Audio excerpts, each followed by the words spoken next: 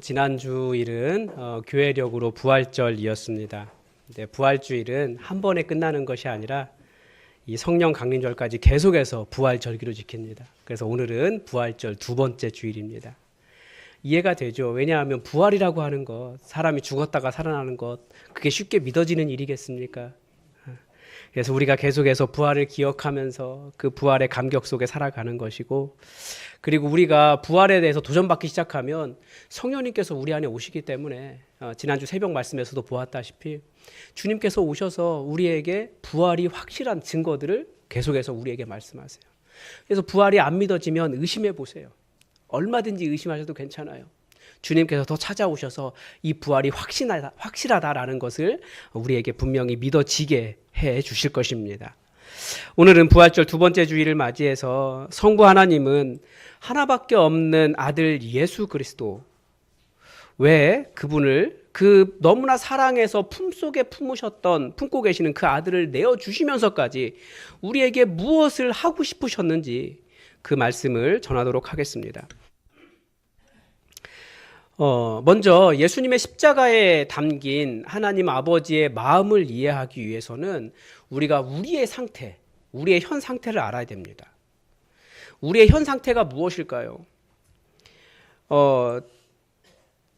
그 하나님 없이 세상을 관찰해낸 종교가 있다면 그게 불교입니다. 불교는 세상을 어떻게 봐요? 이 세상은 고다. 그래서 108고.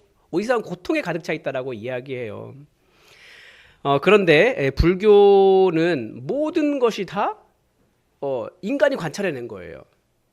인간이 보니까 그 고통이 가득 차 있고, 결국 그래서 해결하는 방법도 인간의 방법입니다. 정진, 수행, 이렇게 하면, 내가 변화되고 해탈하면 고통을 벗어날 수 있다라고 이야기하는 것이 불교입니다.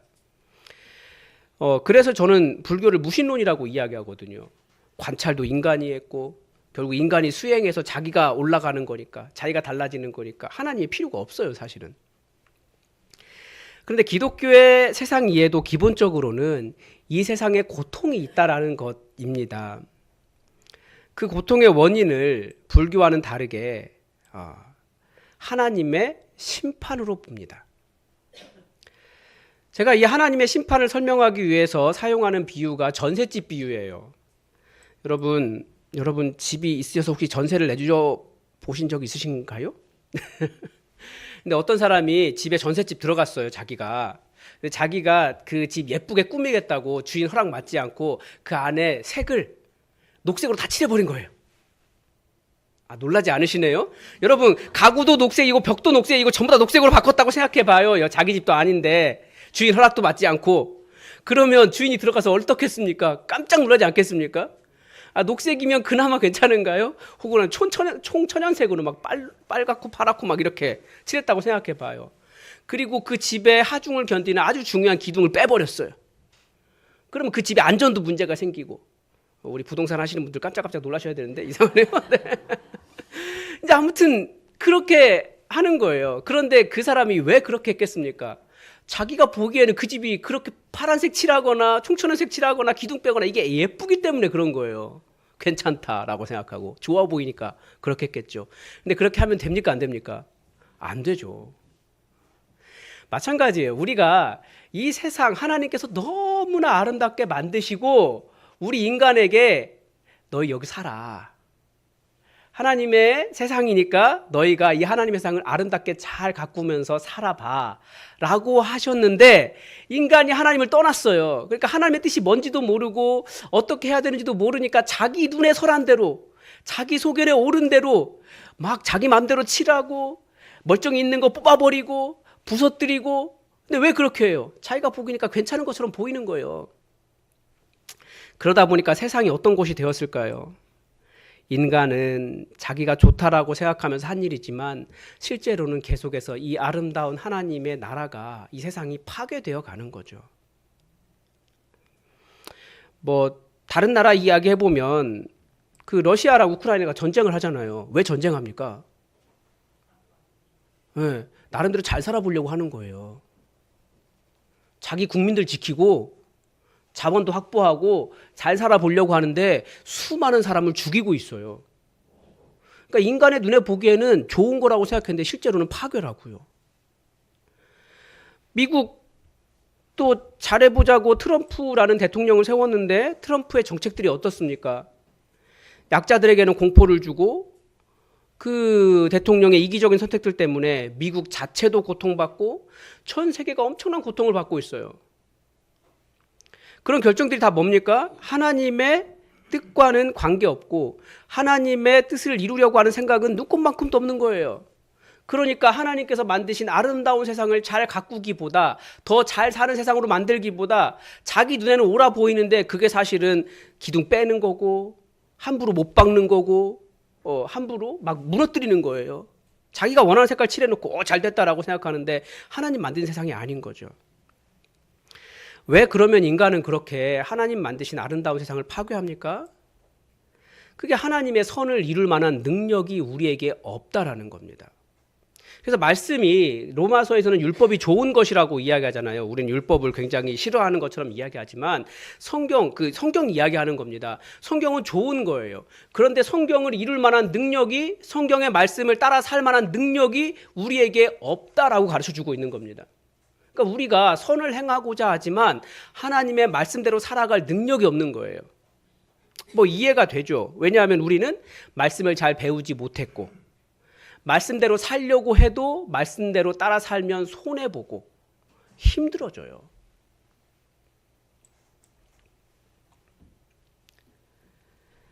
로마서 7장 17절은 이렇게 인간이 행하는 이유는 인간 안에 죄가 자리 잡고 살기 때문에 우리가 죄를 짓는다라고 가르쳐 줍니다. 선한 일을 하고자 해도 하나님의 법을 이루고자 해도 하나님의 뜻대로 살려고 해도 우리 안에 죄가 자리 잡고 있는 이 인간은 죄가 나오는 겁니다. 저는 요즘 그런 현상을 어디서 보냐면 한국 교회 안에서 봐요. 좀 걱정이 돼요. 한국 교회가 조만간 세상으로부터 테러 집단이라고 낙인 찍힐까 봐 걱정이 됩니다. 왜 그런지 아시죠? 교회 모임에서 이렇게 뭐 어떤 정치인 마음에 안 드니까 그 사람 죽입시다. 아니면 그 사람 죽일 사람 모집합니다. 이런 공고가 막 나요. 잘해보자고 하는 거잖아요. 이 나라 살려보자고 하는 거잖아요. 그런데 방법이 살인이에요. 그게 테러잖아요. 선한 일을 속 사람에게 선한 일을 추구하려고 하지만 속 사람에 죽이려고 하는 죄가 있기 때문에 그 선한 일을 추구하는 방법이 결국 살인이더라는 거예요. 그러니까 하나님의 이 아름다운 세상이 다들 나름대로 잘해보자라고 하는데 자꾸 파괴되어져 가요. 대표적으로 바리새인들도 그렇습니다. 바리새인들은 온 나라를 거룩하게 해보자, 성결하게 해보자, 그래서 이 나라가 망하지 않게 하자, 사람들을 살려보자 라고 하는 것이 바리새 운동이었어요. 처음에 시작할 때. 그런데 어느 순간부터 그 자기 눈에 거룩하지 않다라고 생각하는 사람들을 다 없애버리는 방향이 됐어요. 그러니까 살리자고 한 그 사람을 너희는 죄가 있으니 죽여버리는 현상이 나타나는 거예요. 그게 바로 인간의 상태라는 거죠. 그래서 하나님께서 만드신 아름다운 세상이 자꾸 깨어져 가고 무너져 가고 문제가 발생하는 겁니다. 그래서 그 결과가 무엇입니까? 로마서에서 가르쳐주는 것처럼 이런 죄의 삭은 사망입니다. 그래서 이 땅의 사람들이 다들 나름대로 선하게 해보려고 하는데 죄의 삭신 사망의 권세가 점점 이 땅을 지배해 가고 있다는 거예요. 그래서 이런 인간이 왜 이런 일을 하느냐. 로마서 7장 27절은 내 지체 속에 한 다른 법이 내 마음의 법과 싸워 내 지체 속에 있는 죄의 법으로 나를 사로잡는 것을 보는도다 라고 가르쳐 줍니다. 그러니까 우리 안에는 두 마음이 있어요. 하나는 어떻게든지 하나님의 말씀대로 하나님의 법을 이루며 하나님의 뜻을 이루며 선하게 살고자 하는 마음이 있습니다. 그런데 동시에 우리는 하나님의 법이 아니라 죄를 따르려고 하는 육신이 있다라는 거예요. 우리가 사도 바울의 용어를 잘 이해해야 되는데 우리가 육신, 그러니까 사도 바울이 말하는 잘 구분해야 되는데 육이라고 해서 그게 이 살덩이를 이야기하는 것이 아니라 하나님의 법을 따르지 않으려고 하는 인간의 이기심, 욕망, 미워하는 마음, 음란함, 뒤에서 함부로 말하는 것, 사랑하지 못하는 모든 것들, 이런 것들 다 육적이다, 육신이다, 이렇게 표현해 놓은 거예요. 반대로 하나님의 법을 따라서 선하게 살고자 하고 하나님을 따르려고 하는, 하나님의 선을 이루려고 하는 것을 영적이다라고 이야기하는 겁니다. 그러니까 우리가 영혼육 이렇게 막 이야기한다고 해서 오해하면 안 돼요. 그게 사도 바울의 용어예요. 그러니까 우리 안에는 하나님의 법을 따르려고 하는 마음도 있어요. 다들 선하고 착하게 살고자 하잖아요. 정의도 이루려고 하잖아요. 그런데 그것을 안 되게 하는 육이 우리 안에 있다라는 거예요. 그래서 이게 싸워요. 그래서 결국은 항상 무엇이 이깁니까? 주로 육이 이기죠. 그래서 하나님이 원하시는 일이 이 땅에서 이루어지지 않는다라고 성경은 가르쳐 줍니다. 생각해 보면 이해가 됩니다. 왜냐하면 어릴 때부터 부모님에게 욕을 들은 아이는 선하게 행동한다라고 해도 욕이 나와요. 반대로 어릴 때부터 부모에게 사랑의 말을 배운 사람은 욕을 할 줄 모르죠. 제가 안타깝게 생각하는 후배가 하나 있어요. 정말 생긴 것도 딱 선하게 생겼어요. 키도 크고 아주 예뻐요. 남자 후배였는데 말도 참 순하게 하는 친구였는데 나중에 이야기를 들어보니까 이 친구가 자꾸 여자친구를 때리는 거예요. 그래서 왜 그런가 했더니 그 친구는 아버지에게 계속 때리는 것을 배운 거예요. 그래서 여자친구에게 자신의 의사를 전달하는 방법, 여자친구에게 어떤 자기의 어떤 욕구가 있잖아요. 필요가 있잖아요. 그런 것을 이야기하는 방법이 때려서 여자친구를 바꾸려고 한 거예요. 그러니까 폭력인 거죠. 왜 그게 안 됩니까? 선한 일을 하고자 해도 자기가 어릴 때부터 배워온 게 그 방법이 그밖에 없는 거예요. 그러니까 인간 안에 육이 있다라는 것이 그런 거죠. 그게 육이에요. 선을 행하고자 하나 선이 무엇인지도 모르고 하나님의 법을 어떻게 이루는지도 모르는 육신의 법을 따르기 때문에 이 땅에는 그렇다라는 거예요. 그런데 하나님의 법을 따를 줄 모르는 사람들을 위해 하나님께서 하신 일이 무엇입니까? 8장 2절과 3절이 가르쳐주는데 율법이 육신으로 말미암아 연약하여 할 수 없는 그것을 하나님께서 하셨습니다. 곧 죄로 말미암아 자기 아들을 죄 있는 육신의 모양으로 보내어 육신의 죄를 정하사 육신을 따르지 않고 그 영을 따라 행하는 우리에게 율법의 요구가 이루어지게 하려 하심이니라. 무슨 말이냐면 전셋집 얘기했잖아요. 전셋집이 다 부서졌어요. 누군가는 그 전셋집을 고쳐야 될 거 아니에요. 그런데 누가 고치냐면 그 전세 들은 사람이 고쳐줘야 될 거 아니에요. 전셋집이 부서졌으면. 근데 인간에게 그런 능력이 있습니까? 없습니까? 없어요. 그 죄를 감당할 수가 없어요. 그래서 그 모든 값을, 그러니까 죄의 삭은 사망이라고 했는데 그 사망의 값을 우리 예수님이 다 짊어지셨다라는 거예요. 그러니까 예수님께서 책임져 주시는 거죠. 그래, 내가 알아. 너희가 열심히 해보려고 하는데 너희 안에 하나님의 법을 이루고자 하지만 너희 안에 육신의 법을 따르는 것이 있어서 자꾸만 파괴해. 그래, 어쩔 수 없어. 알아. 그래서 그 모든 값을 내가 책임질게. 그래, 대신에 이제부터는 나와 함께 아름다운 하나님 나라를 세워가보자. 하나님의 뜻을 이뤄가보자. 그러려고 예수님께서 모든 죄의 값을 다 치르시고 전셋집을 다 고쳐놓으시고 우리 함께 이제 다시 하나님 나라 만들어 가보자 라고 하셨다라는 게 지금 이 말씀이에요. 그래서 예수님께서 우리가 만들어 놓은 이 땅의 모든 악한 것들을 다 짊어지시고 십자가에서 해결하셨고 더 이상 우리가 지불해야 할 값은 없는 겁니다. 그러면서 예수님께서 여러 가지를 보여주셨어요. 첫 번째는 하나님이 어떤 분이신지를 가르쳐 주셨습니다. 여러분, 하나님은 어떤 분이십니까? 이 땅에 인간의 죄로 인해서 진노하신다고 해서 그 진노를 영원히 품지 않으시고 다 잘못했으니까 다 없애버려야 돼 라고 하시는 분이 아니라 너무나 불쌍해서 어떻게든지 살리시려고 하시는 분이세요. 그게 우리 하나님이세요. 지난주에 새벽 말씀도 열심히 들어주십시오. 네, 아가서 말씀 봤는데 아가서의 첫 번째 보니까 하나님의 모습이 나와요. 사랑하는 남자의 모습으로 나와요. 자기 여자친구 집 찾아가는데 어떤 마음으로 찾아갈까요? 여러분, 그 남자가 자기 사랑하는 여인을 만나러 갈 때 어떤 모습으로 찾아가겠습니까? 보니까 성경에 기록된 그 남자의 모습은 산을 넘고 언덕을 껑충껑충 뛰어서 누구야 하고 부르면서 오는 거예요. 우리 하나님이 그런 분이시라는 거예요.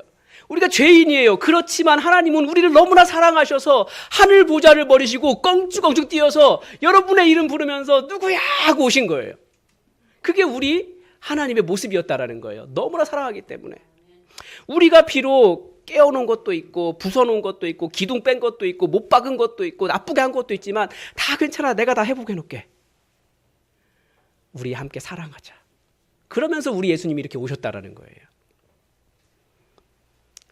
그리고 우리의 모든 연약함을 짊어지고 십자가 위에서 죽으셨고, 우리는 그 율법의 요구, 선하게 살고자 하는 모든 것을 할 수 없는 사람이 되었지만 돼 있지만 예수님께서 모든 것을 다 감당하셔서 이제는 우리가 육신을 따르는 일을 그만두고 하나님을 따르는 일을 할 수 있도록 도와주신다라는 거죠. 근데 사도 바울이 고백하는 것처럼 그래도 우리 안에 두 마음이 다 있어요. 그래서 8장 5절부터 계속 이야기하는 것은 이 둘의 싸움을 보여주죠. 육신을 따르는 자는 육신의 일을, 영을 따르는 자는 영의 일을 생각합니다. 생각이에요. 육신의 생각은 사망이에요. 그러니까 선하게 해보자고 하는데 육신이 나오는 사람들은 계속해서 갈등을 일으키고 누군가를 미워하고 누군가에게 사망 권세를 계속 끼쳐요. 힘들게 하고 무너지게 하고 어렵게 하고. 그게 육신의 생각 때문에 그렇다는 거예요. 그런데 영의 생각은 무엇입니까? 생명과 평안이에요. 누군가에게 좋은 거 주는 거죠. 천국 만들어 주는 거예요. 자, 이런 것들 어디서 보냐면 제 한계일 수도 있는데 저희 자녀들을 대하는 것을 봐요. 저희 자녀들 잘 되기를 바라잖아요. 그래서 잘 되게 하려고 애들 못 살게 굴어요. 공부 열심히 해라 막 이렇게. 그러면 이게 뭡니까? 얘한테 천국이 안 만들어져요. 이제 그런 것들이 육신의 생각, 그러니까 생명, 그 평안과 생명을 주는 것이 아니라 자꾸 애를 힘들게 하고 그 활발한 아이들의 그 에너지를 이렇게 막 죽이잖아요. 애들이 사망 권세에 들어가는 거예요. 뭐 그런 것들 이야기하는 겁니다. 그런데 육신에 있는 자들은 절대 하나님을 기쁘게 할 수 없는데 8장 9절에 보면 만일 너희 속에 하나님의 영이 거하시면 너희가 육신에 있지 아니하고 영에 있나니 라고 되어 있어요. 여러분, 언제 그리스도의 영이, 하나님의 영이 우리에게 임합니까? 우리가 예수님을 나의 주님으로 고백하고 내가 나의 주도권을 하나님께 내어드릴 때, 그때 성령님이 우리 안에 오십니다.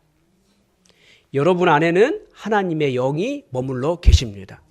그렇기 때문에 하나님께서 선한 일을 할 수 있도록 도와주십니다. 우리는 하나님의 율법을 이룰 수 없는 자들이지만 하나님의 영이 우리에게 있기 때문에 우리는 하나님의 일을 이룰 수 있는 사람이 된 것입니다. 변화되었어요. 그래서 그리스도께서 우리 안에 계시기 때문에 몸은 죄로 말미암아 죽겠지만 영은 의로 말미암아 사는 존재가 되었습니다. 그리고 예수를 죽은 자 가운데서 살리신 이의 영이 우리 안에 거하시기 때문에 너희 죽을 몸도 살리시리라. 이거 육신의 부활을 이야기하는 거죠. 그래서 우리에게 부탁하는 게 있어요. 8장 12절에 보면 그러므로 형제들아 우리가 빚진 자로 돼. 여러분 무슨 빚 졌습니까? 여러분이 다 무너뜨려 놓은 이 전셋집 우리 하나님이 다 회복시켜 놓으셨어요. 우리가 그 빚을 졌다는 거예요. 아까 뭐라고 했습니까? 죄의 삭은 사망이다. 그러니까 우리가 해놓은 일들은 죽어야 될 일이에요. 그런데 그 죽음의 값을 우리 예수님이 다 지셨기 때문에 우리는 예수님께 무슨 빚을 지고 있습니까? 생명빚을 지고 있는 거예요. 그러니까 생명빚을 졌으니까 이제 살게 되었으니까 육신에게 지지 말아라. 그러므로 형제들아 우리가 빚진 자로 돼 육신에게 져서 육신대로 살 것이 아니니라. 육신에게 지지 말라는 거예요. 우리가 빚진 자니까. 빚 갚는 심정으로. 그래서 제가 그 누군가한테 카톡 보내면서 우리 하나님 빚쟁이 이렇게 보냈는데, 그러니까 우리가 빚진 자예요. 생명값을 빚진 자예요. 그러니까 육신에게 지지 말라. 육을 따르는 삶을 포기해라. 다른 사람들에게 사망 권세를 주고 어렵게 하고 힘들게 하고 억압하고 착취하고 그런 일 하지 말아라는 거죠. 그래서 육신에게 져서 육신대로 살 것이 아니니라라고 말씀은 권면합니다. 그러니까 예수님 때문에 우리 생각이 변하고 죽음도 정복하신 예수님 때문에 죽어도 평안해요. 그런데 이 성도의 삶에는 어려움이 있습니다. 8장 16절 17절 함께 읽어보겠습니다. 여러분 크게 읽어주십시오. 시작.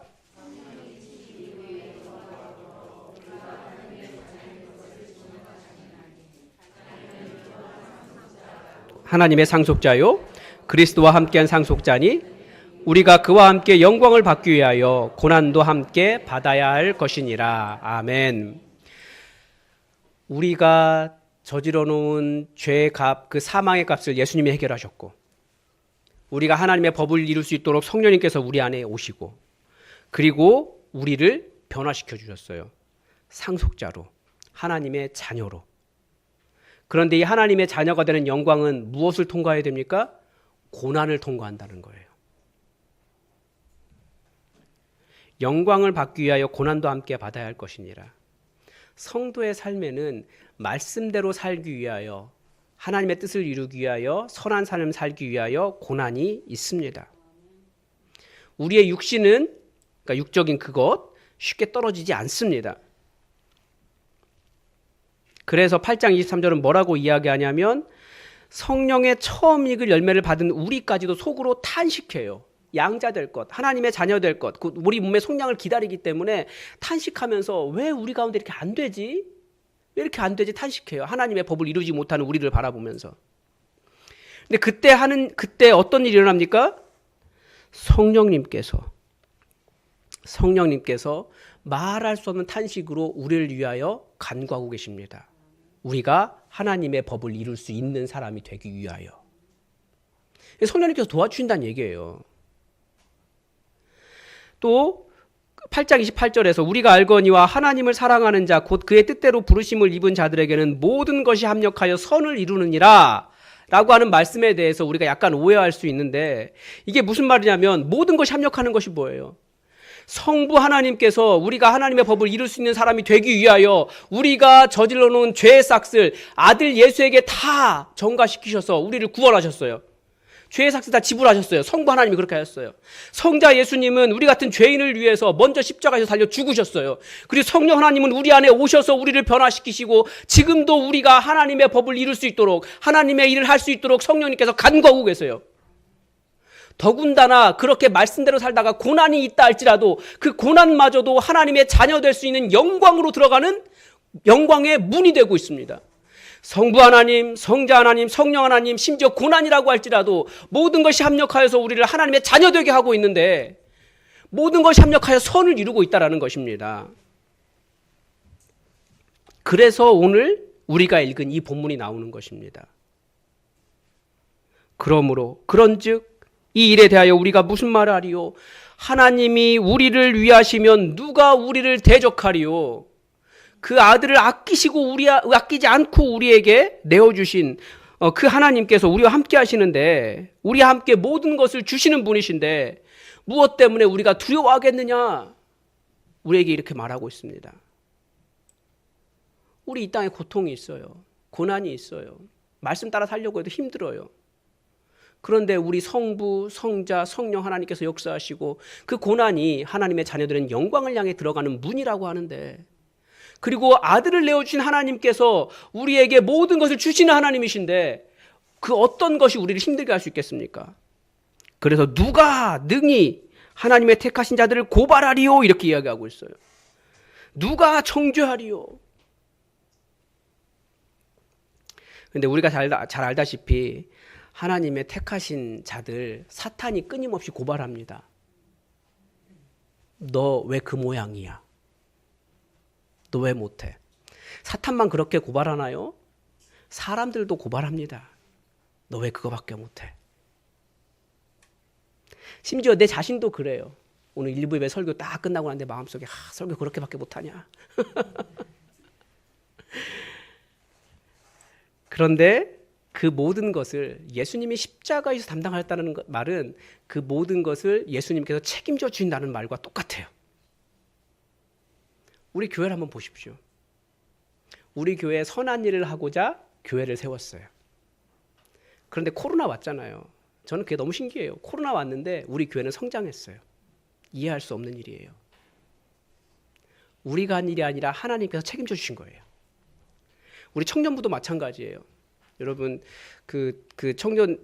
청년부 명단 이렇게 5개 소그룹으로 4개 소그룹으로 나눈 거 우리 드림관에 이렇게 써 있는데 우리 청년들이 일부러 써놓은 것 같아요.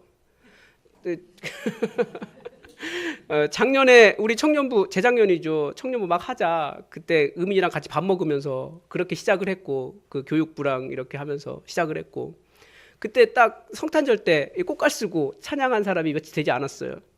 근데 지난 성탄절 때는 연극을 했어요. 4-5명에서 시작했는데 저는 25명이라고 알고 있었는데 30명 가까이 되더라고요.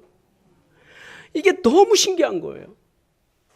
우리가 할 수 있는 게 아니에요. 하나님이 책임져 주고 계시는 거예요. 우리가 할 수 없는 일을 하나님은 하게 하세요. 그러니까 우리는 선한 일을 이룰 수 있는 능력이 없지만 하나님께서 우리에게 책임져 주시고 우리에게 하나님의 일을 이루신다라는 거예요. 모든 일이 협력하여. 감히 누가 우리를 안 돼라고 말하게 하겠냐는 거예요. 하나님이 아들과 함께 모든 것을 내어주시는 사랑하는 하나님이신데 하나님은 얼마든지 모든 역사를 이루시는 분이십니다. 그리고 그런 일을 하다가 조금 힘들 수 있죠. 그런데 그런 고난들이 뭐라고요? 하나님의 자녀가 되는 영광으로 들어가는 문이라는 거예요. 그러니까 누가 우리를 정죄하겠습니까? 정죄 못해요. 정죄는 누가 하는 겁니까? 하나님이 하시는 건데 하나님께서 너 죄 없어 괜찮아 내가 책임질게 걱정하지 마 라고 말씀하시는데 누가 우리를 정죄하겠어요? 근데 사탄은 우리를 정죄하죠. 너 왜 그 모양이야? 근데 그거 들을 필요가 없어요. 누구의 말을 들으면 돼요? 정죄하실 최고의 권한을 가신 하나님의 말씀을 들으면 돼요. 근데 하나님께서 예수 그리스도를 통해서 너 잘못 없어. 이제 너는 네가 책임지지 않아도 돼. 내가 책임질게. 라고 말씀하시는데 누구의 음성을 듣고 좌절하고 낙심하며 안 된다고 말하고 포기하시겠습니까? 그렇지 않다라는 거죠. 그래서 38절과 37절, 38절은 이렇게 선언합니다. 우리 큰 소리로 다 함께 읽어보겠습니다. 시작! 그러나 이 모든 일에 우리를 사랑하시는 이로 말미암아 우리가 넉넉히 이기느니라. 내가 확신하노니 사망이나 생명이나 천사들이나 권세자들이나 현재일이나 장래일이나 높음이나 깊음이나 다른 어떤 피조물이라도 우리를 우리 주 그리스도 예수 안에 있는 하나님의 사랑에서 끊을 수 없느니라. 아멘. 사망은 나쁜 거죠. 생명은 좋은 거죠. 천사는 좋은 것 같아요. 권세자들은 나쁜 의미로 쓰인 것 같아요. 현재일이나 장래일이나 능력이나 높음이나 깊음이나 다른 어떤 피조물이라도. 그러니까 우리는 좋은 것 때문에 흔들리지도 않고 나쁜 것 때문에도 흔들리지 않아요. 왜냐하면 우리를 처음부터 붙잡고 이 선한 일을 시작하신 분은 하나님이시기 때문에. 그러니까 하나님께서 이 일을 시작하셨고 하나님께서 우리를 붙잡고 계시기 때문에 우리는 세상에 살아가는 그 어떤 일 때문에 흔들릴 사람들이 아니라는 거예요. 좋은 일 때문에 좋다고 기뻐하고 나쁜 일 때문에 나쁘다고 우울해하고 이런 사람들이 아니에요. 나쁜 것도 하나님 때문에 좋은 것이 돼요. 지난주에 장례하면서 계속 느꼈어요. 사망은 나쁜 거잖아요. 그런데 그게 소망이 돼요. 예수님 안에 있을 때. 좋은 일도 우리 그것 때문에 흔들리는 사람들 아니에요. 왜요? 처음부터 우리를 붙잡고 계신 분은 하나님이셨기 때문에. 그래서 우리 이렇게 표현합니다. 이게 하나님의 손이에요. 이게 내 손이에요. 우리가 하나님 만나서 이렇게 붙잡고 있는 것 같아요. 그런데 하나님의 선한 일을 하다가 낙심하고 힘들고 마음이 상하면 저 못하겠어요 하고 손을 놓을 수도 있어요. 그렇지만 처음부터 누가 잡고 계셨어요? 하나님께서 잡고 계셨기 때문에 우리는 흔들리지 않는 사람들이라는 거예요. 이게 바로 하나님의 사랑이에요. 내가 너 이렇게 사랑해. 이 아들과 함께 모든 거 다 줄 수 있어 라고 말씀하시는 하나님께서 이렇게 붙잡고 계신다는 거예요. 그래서 여러분 절대 낙심하거나 흔들리거나 하나님의 선한 일을 하다가 힘들다고 포기하거나 그럴 이유가 전혀 없습니다. 책임져 주시는 분은 하나님이시고 우리 안에 하나님이 역사하시고 성령님이 역사하시고 아들 예수께서 역사하시고 고난조차도 하나님의 영광으로 들어갈 수 있는 문이 되게 하시는 분이 우리 하나님이십니다.